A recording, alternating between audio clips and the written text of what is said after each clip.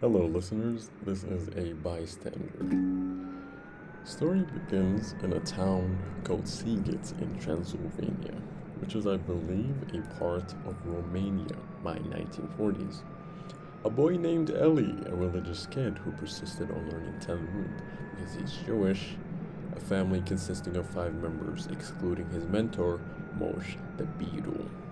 In 1942, the mentor mysteriously gets deported by Hungarian police with no priors and a confused family, only for him to escape and return with the horrifying stories of the Gestapo slaughtering Jews in the Polish forest. Obviously, that's not a normal thing to say, so everyone in Sighet, including the family, refused to believe him, assuming he became crazy. Even as the Nazis enter Sighet, they still remain in denial, hoping the war would end before it reaches them.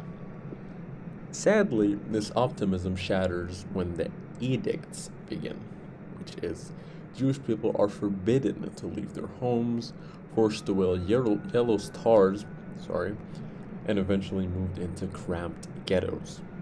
By the spring of 1944, the deportations begin. Going to Auschwitz, Elie and his family are packed into cattle cars, which is, I think it's the big parts of a moving train where it's like mostly empty. It's like mostly empty in movies and stuff. Holding 80 people per car, completely stripped of food and water. But during the journey, a woman named Madame Schachter, I can't really say her name, but I'm trying, loses her mind and screams nonstop about fire and furnaces for no particular reason. When the train stops by midnight, they can see what the woman feared, which is chimneys drenched in flame and homes burning down to ashes. Once again, the selection occurs. Elie separated with all of his family, except his dad, avoided death by one strand because they were told by others to lie about their age, just to avoid being sent to the gas chambers. Elie decided to say he's 18. Here's where the story kind of gets a little bit disturbing. Elie and his father are moved to a labor camp named Buna. I'm not sure, I couldn't find the place of Buna. Even though he was young, Elie witnesses the slow descent of human dignity as prisoners turned against one another for bread. The most haunting part is the execution of a young boy named Pepsi. Yes, that is his actual name, I believe. Or Pepsi? It's a P-I-P-S-I.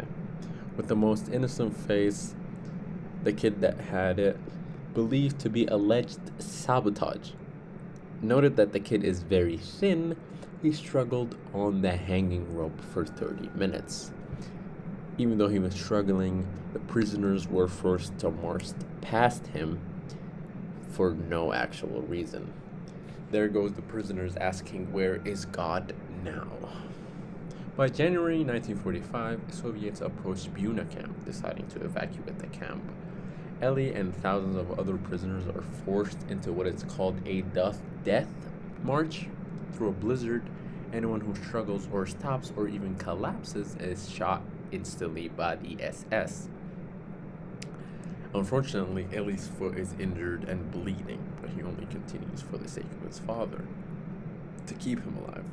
Eventually, they reach Gliwitz camp, where men are crushed to death in the cells as they collapse on top of each other. Hearing a violin in the dark, Elie wakes up to check where is the noise coming from. Turns out it's a little boy playing Beethoven Concerto, an act of pure.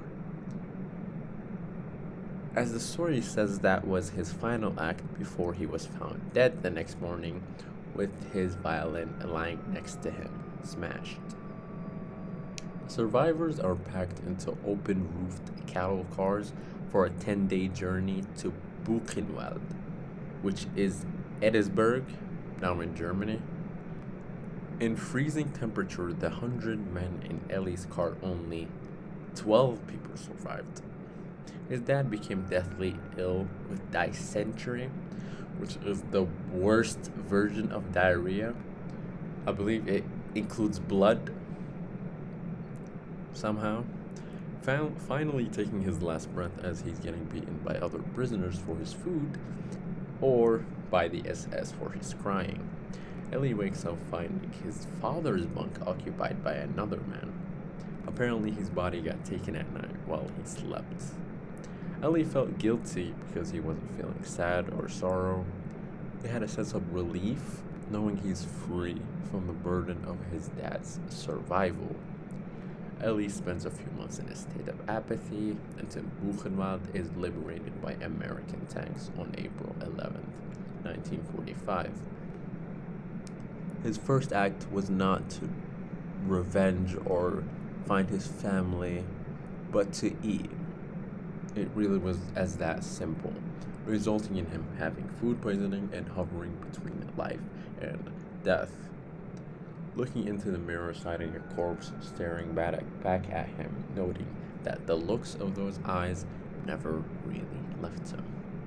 This is a book titled Night, published by, it's called Night, published by the writer Elie Wiesel, which is a memoir of his experience of the Holocaust that happened in 1942.